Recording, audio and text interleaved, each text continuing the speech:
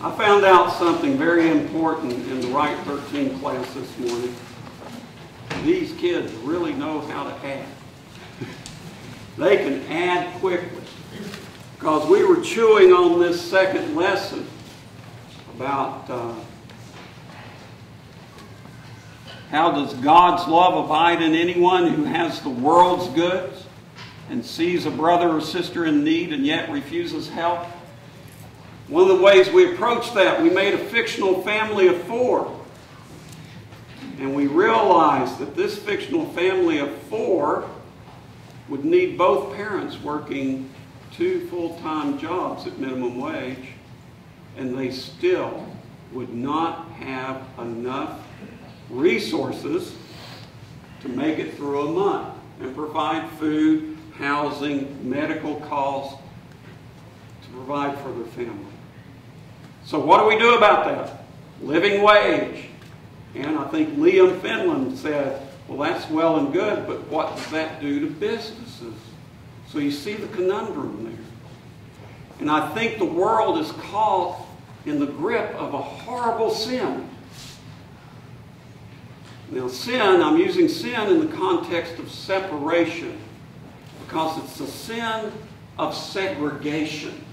It's the new segregation. It's not along ethnic or racial lines. It's along economic lines. In other words, how many poor people do you know? Well, wait a minute. I'm not wealthy. Are you wealthy? I use Pam Kleiner's methodology for determining wealth.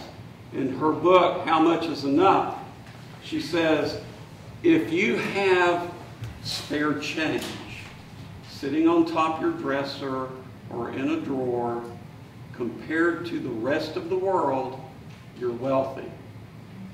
I confess, I'm wealthy. Oh man, if I'm wealthy, that means I have the world's goods. And if I have the world's goods and see a brother or sister in need, am I going to help? It's really a tough situation, and there's not an easy answer. But there's an easy out. It's those poor people's fault. If they weren't so lazy, if they weren't so, well, if they didn't take drugs, if they didn't drink alcohol. Anybody have a drink last night? And it's really easy to fall into stereotypes and blame the victim. So I'm going to go to a real authority on what poor people are really like. And this comes from an oral surgeon. Now, why would an oral surgeon know? I've had root canals and I know how much they cost. I've had a tooth extraction. I know how much that costs. Wow. Seems like an oral surgeon would really make a lot of money and probably have a lot more spare change than I do and sitting on top of my dresser. Well, not this oral surgeon. Last night I was at a banquet, the A-Home Spring Gala, and this person was in a video that was shown. And this is what he says about poor people. I've worked all my life out with the proletariat, so to speak. And I know what's out there. And they're the people that have hard times. People that work all day for minimum wages and struggling just to make things meet, put food on the table. And I know what their needs are out there. They're good people. People who have tried. Not lazy people sitting back and waiting for a handout. But things happen. And things don't fall your way all the time, you know, the way that you feel that they will. That's from Doc Marion Davis. He's a resident of A-Home. And when I was doing that interview with him, he went on to say, well, you know, if I hadn't really just been there for people that needed the service, I might not be in the situation that I am now. And he didn't say that out of regret. I think he said that out of, that's why I'm living at a home. And he said, thank God for a home. Because if it wasn't for a home, I'd be living in a place that's more dangerous, or maybe even out on the street.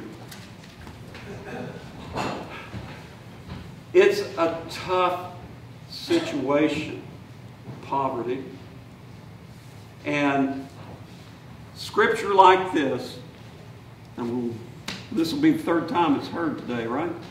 How does God's love abide in anyone who has the world's goods and sees a brother or sister in need and yet refuses help? Scripture like this places a horrible burden on me. Does it place a burden on you? I hope not. I hope that burden can be reduced in the knowledge that we do not refuse help. At the Spring Gala last night, people were being honored. And do you know who was being honored? Anybody? Except you that were there. Anybody know? The Church of St. Mary Virgin. You were being honored. Because 25 years ago, about, right? 25 years ago, who was it? Peg Norman. Peg Norman and Joan Arnold visited Coffee Hour here. And they told a story about people in need. And out of the goods of this community, we responded. And we responded. And we responded. And we're still responding today. Providing people to have safe, affordable housing that would normally fall through the cracks. That's just one of the ways we do that. Now that's 25 years ago. That's a whole generation. And I'm sure the generation that's rising up now will find their own aid home, their own way to reach out and help those who are less fortunate than we are. Let's get it one more time.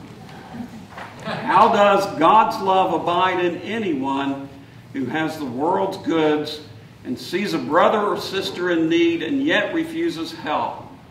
Little children, let us love, not in word or speech, but in truth and action.